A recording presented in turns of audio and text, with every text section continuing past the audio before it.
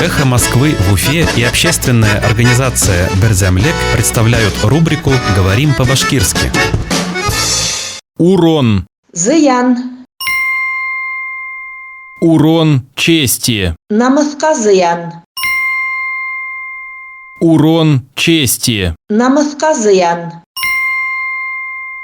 Помощников депутатов Госсобрания Башкирии могут лишать статуса за урон чести и достоинству парламента. Башкортостандың дәүләт йыелышы депутаттары ярдәмчыларын парламентка намыска һәм дәрәҗәгә зыяндары өчен статустарыннан мәхрүм итүләре бар.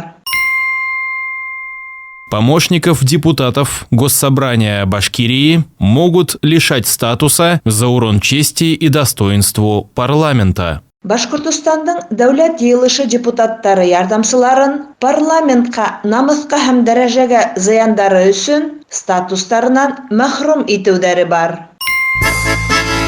«Эхо Москвы» в Уфе и общественная организация «Берзямлек» представляют рубрику «Говорим по-башкирски».